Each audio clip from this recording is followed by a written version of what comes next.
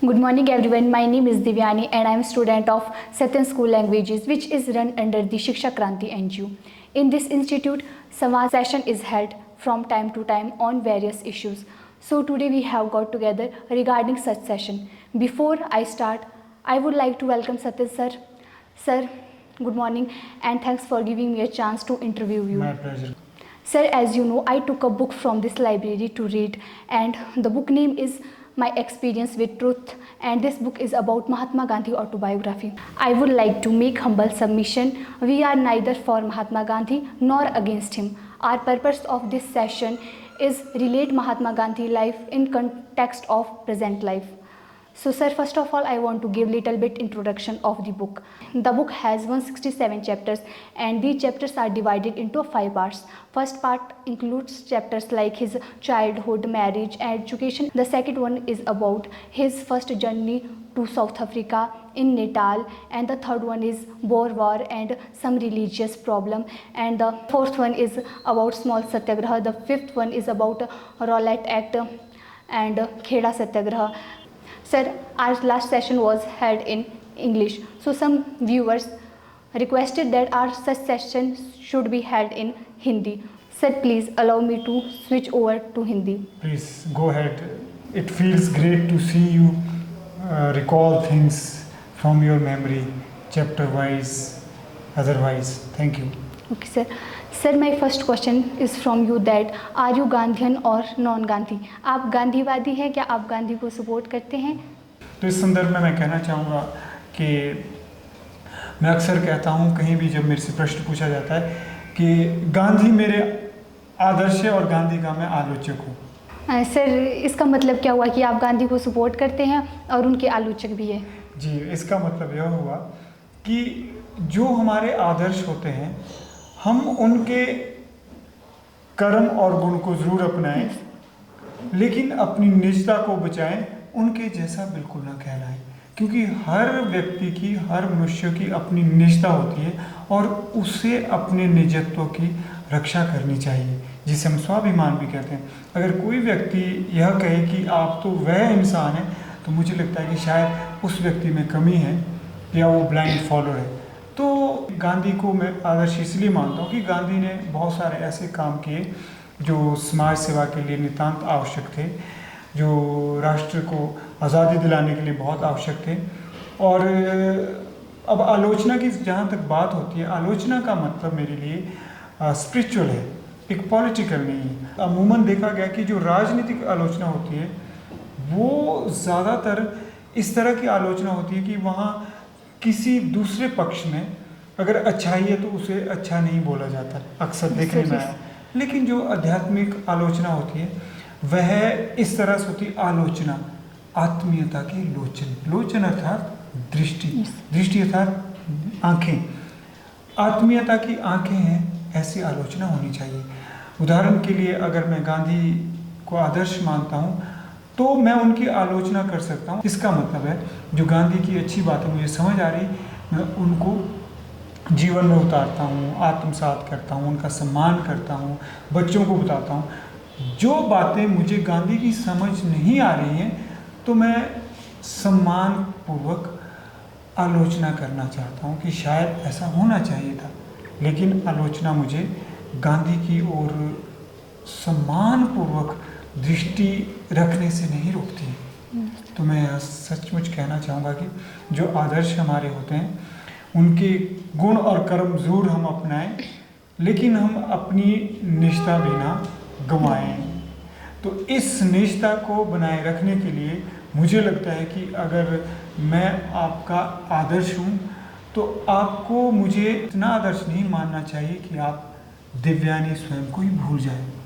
इन अर्थों में मैं मानता हूँ कि आलोचना होनी चाहिए, और मैं जिन भी बिंदुओं पर गांधी की आलोचना करता हूँ इस सिद्धांत के तहत ही मैं गांधी की आलोचना करता हूँ।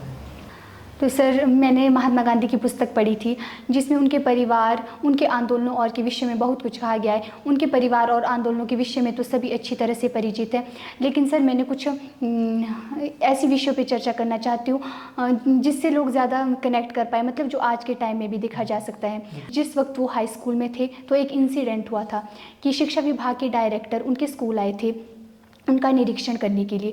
तो उन्हें 5 अक्षरों की स्पेलिंग लिखने को दी गई थी जिनमें एक अक्षर कैटल था।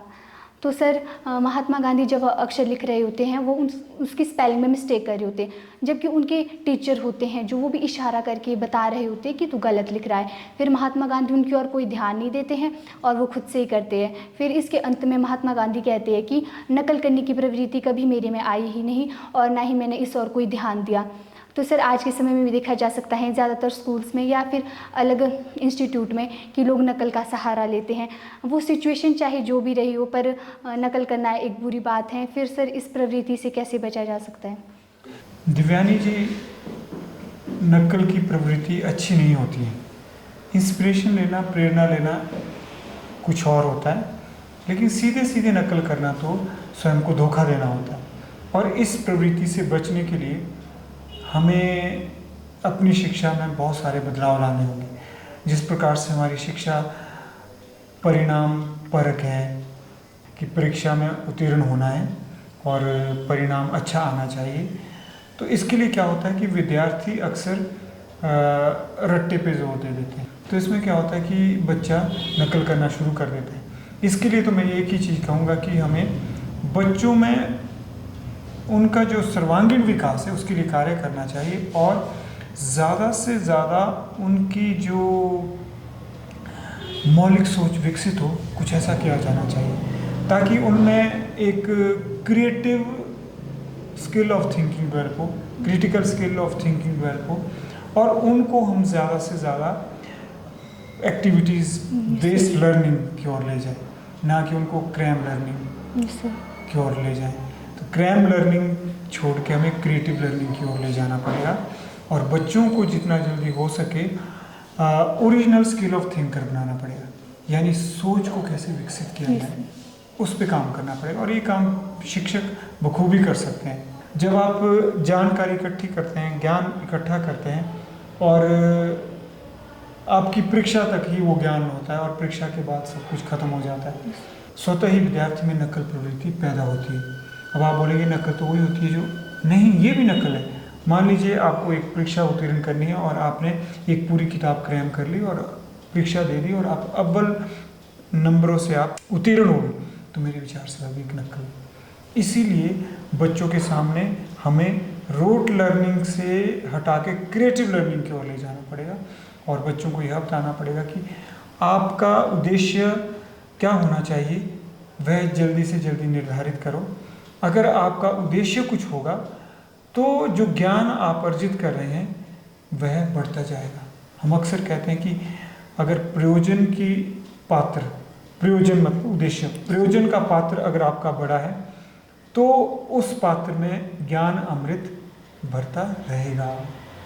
अगर प्रयोजन कुछ नहीं है, प्रयोजन सिर्फ आपको परीक्षा पास करनी, उत्तीर्ण करनी, अच्छे अंक लाने, तो ज्ञान लेना, सूचना इकट्ठी करना ऐसा है मानो जैसे छलनी में दूध को दूधते रहना है।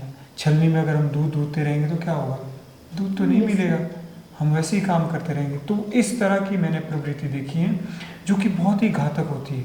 अक्सर मैंने देखा कि बच्चों में ये क्रिटिकल स्किल ऑफ थिंकिंग क्यों डेवलप नहीं होती, उनकी मौलिक सोच क्यों विकसित नहीं होती। वो इसलिए क्योंकि हमने उन्हें नहीं सिखाया कि सोचें कैसे, रचनात्मक कैसे सोचें, संज्ञानात्मक विकास कैसे हो, कॉग्निशन डेवलपमेंट कैसे हो, क्रिटिकल स्किल ऑफ थिंकिंग कैसे डेवलप करें।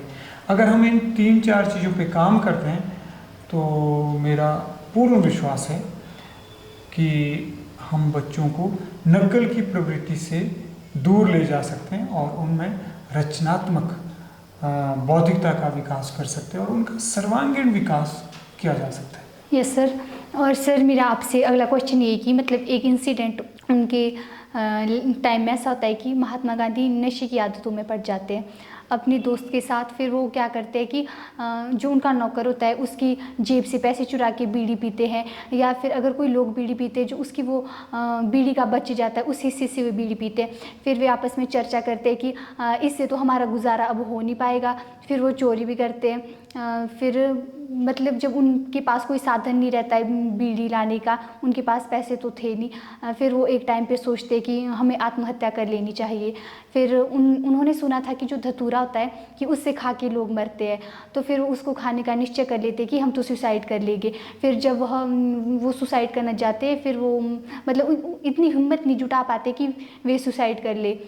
फिर महात्मा गांधी कहते हैं कि ऐसा ही एक और 15 साल की आयु में भी उन्होंने एक ऐसा कार्य किया था। उन्होंने मांस खाना शुरू किया था और उनके भाई के ऊपर कर्ज भी था, तो उन्होंने उनके भाई के सोने का कंगन था, फिर उसको बेच के पैसे इकट्ठे किए। फिर उन्होंने ये 2 चोरियाँ अपने जीवन में की थी। फिर वो कहते कि मुझे अब इसका एहसास हो गया था, अब मुझे प्रायश्चित करना था।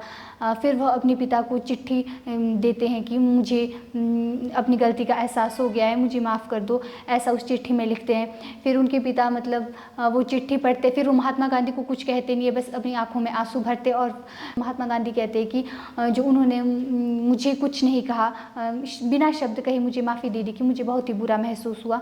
तो सर आज के समय में भी देखा जा सकता है कि लोग नशे की ओर बढ़ रहे हैं। कई लोग मतलब आज तो बहुत ही मुश्किल है कि हमें एहसास हो कि हम गलत कार्य भी कर रहे हैं। लोग या देखा देखी में या फिर कैसे भी नशे की ओर अग्रसर हो रहे हैं। तो सर आप क्या मैसेज देना चाहते हैं हमारी यूथ को कि हमें नशे की प्रवृत्ति से कैसे बचना चाहिए? अगर हम बच्चे को इन चीज़ों से दूर रखना चाहते तो उसकी जो ऊर्जा है ना, उसको हमें सही दिशा देनी होगी। और ऊर्जा को सही दिशा देने का जो मुझे सबसे कारगर सिद्ध एक साधन और तरीका लगता है वह है कि बच्चे को जल्दी से जल्दी जो उसकी रुचियाँ विकसित की जाए।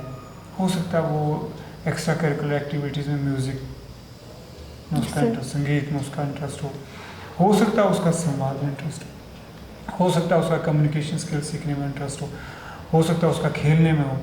तो ये तो जल्दी से जल्दी हमें पहला काम करना होगा कि रुचियाँ विकसित करनी होगी। अगर बच्चा शुरू से ही खेल के मैदान की ओर ले जाया जाए या उसमें पढ़ने की रुचि विकसित की जाए, संवाद की रुचि विकसित की जाए, संवाद की रुचि में बच्चे की जो ऊर्जा है वो रूपांतरण होती रहती है।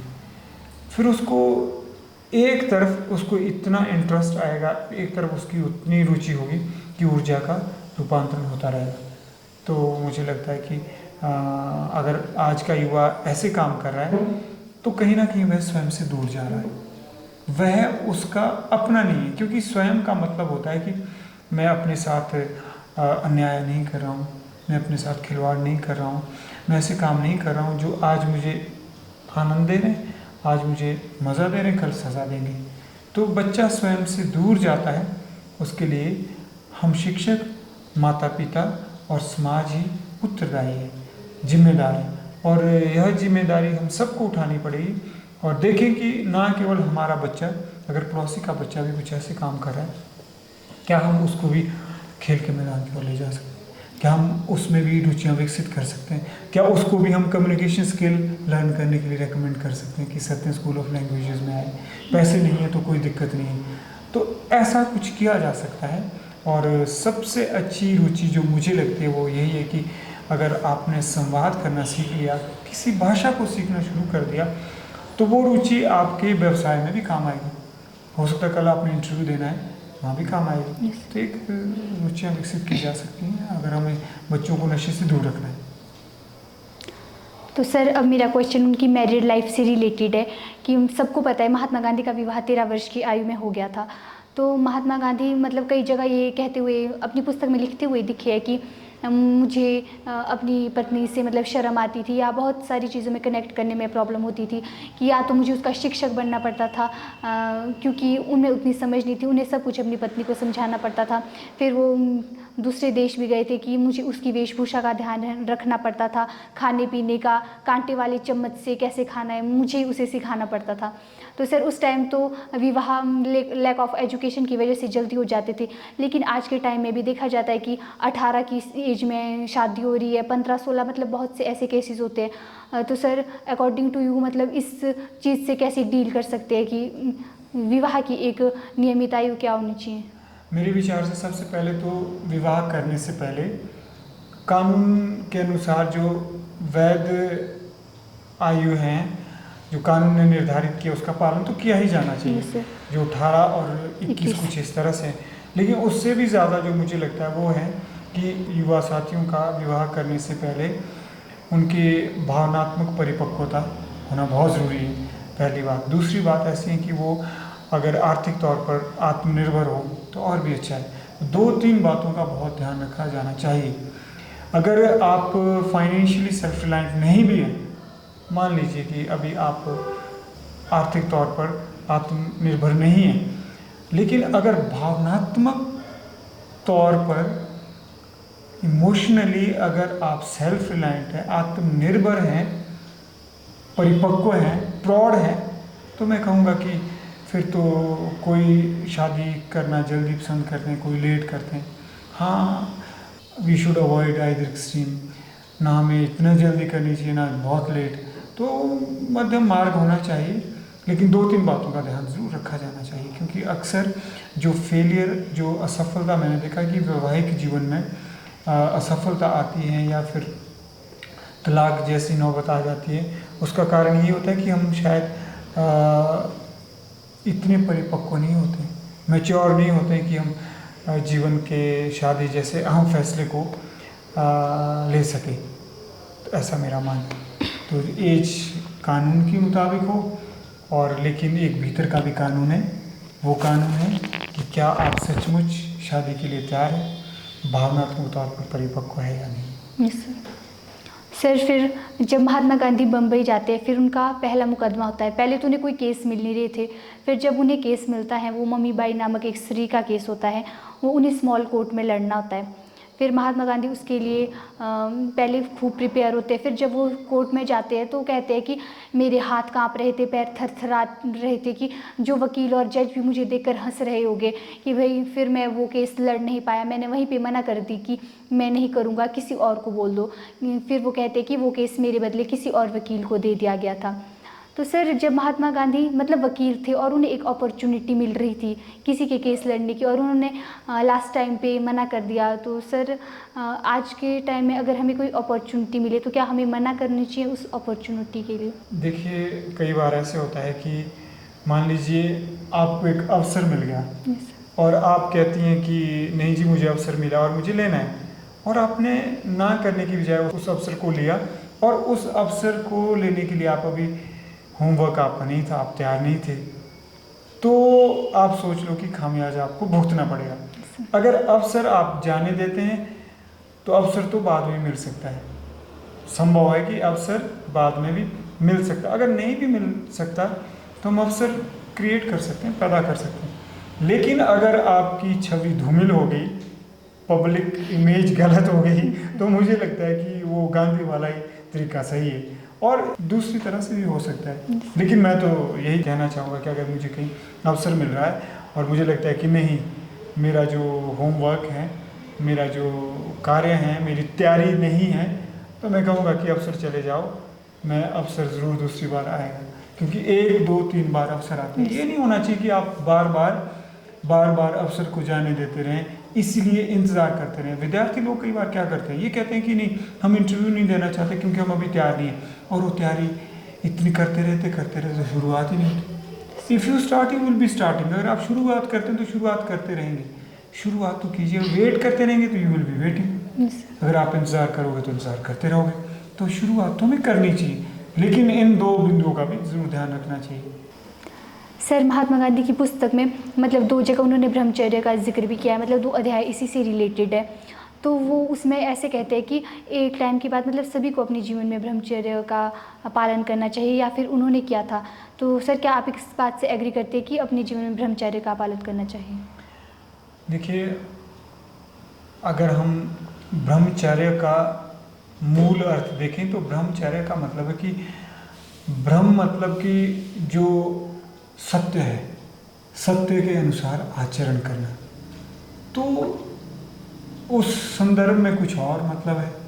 अब गांधी के संदर्भ में ब्रह्मचर्य का मतलब है कि आप गृहस्थ आश्रम से हट के जीना, एक संन्यास्त आश्रम की तरफ चले जाना। इसकी बजाय मैं तो यह कहूँगा कि हर मनुष्य को जब गृहस्थ में जाता है तो गृहस्थ में संन्यास्त होके जीना चाहिए। भुंजिता तेन त्यक्तेन, हमारी संस्कृति कहती है कि त्याग की भावना से ही हमें भोग को भोगना चाहिए। अर्थात जब आप गृहस्थ में हैं तो आप जो भोग भोगते हैं, काम, इच्छाएं, अभिलाषाएं, गृहस्थ के ये अनिवार्य अंग है। लेकिन काम, क्रोध ये हमारे मित्र भी हैं। आप सोचिए कि अगर काम और क्रोध नहीं होता तो संसार आगे कैसे बढ़ता। काम अर्थात विवाह कौन करते, कौन दुनिया को आगे ले जाते। क्रोध नहीं होता तो आप बताएं कि वीर भाव कैसे पैदा होता। काम और क्रोध हमारे मित्र होते हैं जब वो हमारे वश में होते हैं, लेकिन काम और क्रोध हमारे शत्रु बन जाते हैं जब हम उनके वश में होते हैं। तो मैं तो यह मानता हूँ कि ब्रह्मचर्य का मतलब है कि सत्य के अनुसार आचरण करना। ब्रह्म मतलब ईश्वर के अनुसार आचरण करना। अब ईश्वर के सबके अब अपने मायने हैं, लेकिन एक सत्य ऐसा भी है जो सार्वभौमिक है। उदाहरण के लिए जैसे गृहस्थ में संन्यास्त होना, मुझे यह बड़ी व्यवहारिक उक्ति नज़र आती है। गृहस्थ में संन्यास्त होने का मतलब है कि अगर मैं अपनी गृहस्थी चला रहा हूँ और मैं परिग्रह में लग जाता हूँ, अर्थात मैं अपरिग्रह का ध्यान नहीं रखता हूँ, अर्थात मैं बटोर वृत्ति में लग जाता हूँ, अर्थात मैं धन संचय करना शुरू कर देता हूँ और मेरे पास धन आ रहा है, उस धन को मैं अपनी धन वृद्धि में लगा रहा हूँ, लेकिन समाज की उन्नति के लिए नहीं दे रहा हूँ। या मैं समाज में जो समस्या है, समाज में जो गरीबी है, भूख है, उसको मिटाने के लिए प्रयास नहीं कर रहा हूँ। अर्थात अगर मैं समाज के लिए कुछ नहीं कर सकता हूँ तो मैं जो मेरे पड़ोसी हैं उनका ध्यान नहीं रख रहा हूँ। तो मुझे लगता है कि ऐसी गृहस्थी फिर वो संन्यास्ती नहीं होती है, फिर वो भोग विलासी बन जाती है, जो आज की गृहस्थी है। आज की गृहस्थी भोग विलासी ज़्यादा है, संन्यास्ती कम है। तो गृहस्थ में संन्यास्त होना ही वास्तव में ब्रह्मचर्य का पालन करना है, और इस पालन को करना ही चाहिए। हमारी संस्कृति में अगर मुझे कुछ बात अच्छी लगती है तो यही लगती है, जहाँ तक मैंने समझा, कि हमारी संस्कृति गृहस्थ में ही संन्यास्त होने का संदेश देती है। वह कहती है कि हमें कामनाओं को त्यागना चाहिए, काम को नहीं। हमें वासनाओं को त्यागना चाहिए, वास को नहीं। अर्थात हमें वास त्याग के हमें वनवास नहीं लेना है, काम त्याग के हमें वैराग्य की ओर नहीं जाना है। लेकिन काम कैसा होना चाहिए? काम होना चाहिए धर्म के अनुसार होना चाहिए, त्याग के अनुसार होना चाहिए। शायद तभी हमारे जो आदर्श हैं, भारतवर्ष के आदर्श हैं, कृष्ण हैं, कहकर गए हैं, बलम बलवताम चाहम काम राग विवर्जितम, धर्म अवरुद्धो भूतेषु कामो अस्मि भर्तृषु। अर्थात मैं मनुष्यों में काम हूँ, लेकिन कैसा काम? ऐसा काम हूँ जो धर्म के विरुद्ध नहीं है, यानी कि धर्म के अनुसार है। धर्म के अनुसार का मतलब है, अगर गृहस्थ आश्रम में हमारी संस्कृति में जो सेक्सुअलिटी है, यानी जो सेक्स हमारी संस्कृति में कहा गया है, वो प्रोक्रिएशन के लिए बना है, वो एक भोग विलास की वस्तु नहीं है। वो इसलिए बना है ताकि सृष्टि का संचालन होता रहे। यह इस प्रकार की वस्तु नहीं है कि हम यहाँ भी प्रैक्टिस करें, वहाँ भी प्रैक्टिस करें, हर जगह, और हम धर्म के विरुद्ध चले जाएं। जहाँ तक मैंने समझा, तो मुझे लगता है कि काम मत त्यागो, कामनाओं को त्यागो। क्योंकि अगर मनुष्य काम को नहीं त्याग रहा है, काम को अपना रहा है और कामनाओं को भी अपना रहा है, तो आप सोचिए क्या वह पत्नी पति की ओर और पति पत्नी की ओर वफादार रह सकता है? मान लीजिए कि उसने काम तो अपना दिया, गृहस्थ चला रहा है, लेकिन कामनाएं भी अपना दी, कामनाओं को नहीं त्यागा है। कामनाएं समझ रहे हैं, काम से कामनाएं जुड़ी होती है, तो वह क्या करेगा?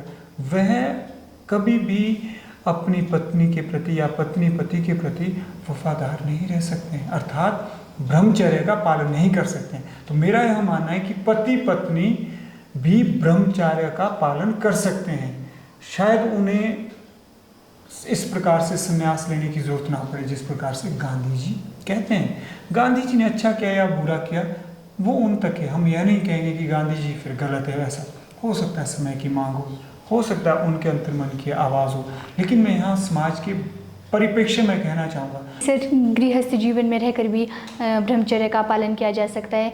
ये ज़रूरी नहीं कि हमें ब्रह्मचर्य का पालन करने के लिए संन्यास ही लेना है। जी बिल्कुल, क्योंकि और हमें ब्रह्मचर्य को सिर्फ और सिर्फ एक पुरुष और स्त्री के बीच का जो व्यवहार है उससे ही नहीं आंकना चाहिए। Yes, sir. क्योंकि ब्रह्मचर्य की तो बहुत ही विस्तृत सत्ता है। जैसा मैंने आपसे कहा, तो आज समय की मांग भी यही है। आज मैं सभी युवाओं को कहता हूँ कि आप सबसे पहले अपने जीवन में सिद्धांत बना लो, अच्छी तरह समझ लो कि मुझे किस प्रकार के गृहस्थ में जाना है। अगर आप इस तरह का आचरण करते हैं जो हमारी संस्कृति सिखाती है, वासनाएं त्यागो वास मत त्यागो, कामनाएं त्यागो काम मत त्यागो। अगर काम के साथ अगर आपने कामनाएं भी अपना ली तो काम आपको भटका देगा, और अगर आपने वास के साथ वासनाओं को भी अपना लिया तो आपके वास निवास घर गृहस्थी बहुत अच्छे होंगे। लेकिन समाज क्या होगा? भ्रष्टाचार फैलेगा, दुराचार फैलेगा, समाज में विकृतियां आएगी जो आजकल आ रही कि नहीं आ रही। अगर आज हमें वास्तव में ब्रह्मचर्य के मूल्यों को स्थापित करना है तो आप मेरे से असहमत हो सकती हैं, लेकिन मुझे उस ब्रह्मचर्य की बजाय, गांधी वाले ब्रह्मचर्य की बजाय जो मैं कह रहा हूँ इस ब्रह्मचर्य में ज़्यादा सार्थकता दिखती है वर्तमान के संदर्भ में। क्योंकि हमें धन अर्जित करना है, हमें काम को आगे ले जाना है। तो सर, महात्मा गांधी मतलब अहिंसा के समर्थक थे। तो मतलब तो कई जगह यह सुनने को मिलता है कि महात्मा गांधी ने जो भारतीय उनकी मानसिकता को ऐसी बना दिया था कि अहिंसा, तो मतलब लोग इस चीज़ को सपोर्ट नहीं करते। तो सर, आप इस बारे में क्या कहना चाहते हैं? एक सामूहिक अहिंसा होती है, एक व्यक्तिगत अहिंसा होती है। अक्सर मैंने यह देखा है कि गांधी जी की आलोचना की जाती है यह समझे बिना कि एक व्यक्तिगत अहिंसा होती है, दूसरी सार्वजनिक अहिंसा होती है। तो इस विषय पे भी मैं कभी ज़रूर अपने विचार रखना चाहूँगा। अभी तो बहरहाल मैं यही कहूँगा कि गांधी की अहिंसा में कायरता नहीं थी। गांधी की अहिंसा में हिंसा थी। जब आपको हिंसा और कायरता में से किसी एक का चुनाव करना है, छोटा सा मैं उदाहरण कहना चाहूँगा। एक बार गांधी जी के आश्रम के आसपास कुछ युवतियाँ रहती थी और आती जाती बार कुछ एक युवक उनको ईव टीजिंग करते थे, छेड़ते थे। तो गांधी जी से वो हमेशा अहिंसा का पाठ पढ़ती थी। तो सभी ने यह मन बना लिया कि जो लड़के हमें छेड़ रहे हैं हम उनको कुछ भी जवाब नहीं देंगे, क्योंकि अहिंसा परमो धर्म है। लेकिन एक दिन क्या हुआ, जब वो छेड़खानी ज़्यादा बढ़ गई तो वो युवतियाँ, वो बच्चियाँ, वो लड़कियाँ गांधी के मित्र सहयोगी से कुछ राय मशवरा करती हैं और पूछती हैं कि हमें क्या करना चाहिए। तो गांधी जी से संपर्क साधा जाता है। तो गांधी जी कहते हैं कि उन युवतियों को कहो, लड़कियों को कहो कि जब कोई तुम्हें छेड़ रहा है, क्या तुम्हारे पास हाथ नहीं है? तो क्या कहना चाह रहे थे? क्या तुम्हारे पास मुंह नहीं है? क्या तुम जवाब नहीं दे सकते? तो गांधी जी की जो अहिंसा है, मुझे लगता है वह सनातन संस्कृति की अहिंसा है। जिस प्रकार से हम कहते हैं, पहले हृदय में शास्त्र बिठा, तब हाथ में शस्त्र उठा। शास्त्र से संतत्व जगा, शस्त्र से शूरत्व बढ़ा। शांति आजीवन संकल्प है, युद्ध अंतिम विकल्प है। तो इसका मतलब है, अगर हम सत्य, अहिंसा और शांति के पुजारी हैं, इसका मतलब यह नहीं कि हम हथियार नहीं उठा सकते। तो अगर आप कहते कि गांधी जी ने क्यों नहीं हथियार उठाया, हो सकता है बाद में वो हथियार भी उठा लेते। लेकिन इस कहानी से तो हमें यही सीख मिलती है, समझने को मिलता है कि गांधी की अहिंसा वह नहीं है जो आज समझी जाती है। आज गांधी की अहिंसा को कायरता से जोड़ा जाता है। इस प्रकरण के माध्यम से हमें पता चलता है कि गांधी जी कह रहे हैं कि अगर आपको कायरता और हिंसा यानी कावर्डिस और वायलेंस में से किसी एक का चुनाव करना है तो किसका करना है? वायलेंस। ऑफ कोर्स वायलेंस का करना है, कायर थोड़ी ही बनना है, यस सर। आपको हथियार उठाने हैं। तो हम क्यों नहीं समझते हैं, क्यों कंट्रोवर्सी बनाते हैं? गांधी को बहुत ही ज़्यादा कंट्रोवर्सी बना दिया गया है, बिना पढ़े बिना समझे। और दिव्यानी जी, जैसा आपने शुरू में कहा कि हम for Gandhi and against Gandhi है, ये तो हम यह देख रहे हैं कि वर्तमान संदर्भ में किस प्रकार से गांधी को समझा जाए और गांधी जी को सच्ची श्रद्धांजलि दी जाए। जो हमें नहीं बात समझ आ रही तो उसको किनारे में रखा जाए, जो बात समझ आ रही है, जो सार्वभौमिक है, सर्वमान्य है, उन बातों को आगे ले जाया जाए और युवाओं को कहा जाए कि जिस प्रकार से आप अंधे होकर गांधी की आलोचना करते हैं लेकिन गांधी की अच्छी बातों को नहीं मानते हैं। Yes sir. अब आप मुझे बताएं कि आप कितना समझे हैं, क्या आपकी जो डाउट्स थे, क्या आपकी जो संदेह था गांधी के अहिंसा के मूल्यों को लेकर, Yes, क्या थोड़ा वो स्पष्टता आई Yes, है, sir. क्लियर हुआ है? Yes, sir. तो इस तरह से हम कहते हैं कि नहीं, शांति दूत भी बनना है, हमें क्रांति दूत भी बनना Yes, है। sir. मैं तो अपनी पुस्तक भी लिख रहा हूँ जिसका मैं शीर्षक ही शांति दूत और क्रांति दूत दे रहा हूँ। Thank you for watching us. जैसे कि मैंने कहा कि मैंने यहाँ लाइब्रेरी से महात्मा गांधी पुस्तक ली थी, और अगर आप में से भी कोई लोग कोई पुस्तक पढ़ना चाहते हैं तो आप सत्यन सर से कांटेक्ट कर सकते हैं। और अगर आपके इस इंटरव्यू से लेकर कोई डाउट है या फिर आप कोई क्वेश्चन करना चाहते हैं तो आप कमेंट सेक्शन में कर सकते हैं। Thank you so much for watching us. जय हिंद, जय भारत, जय विश्व।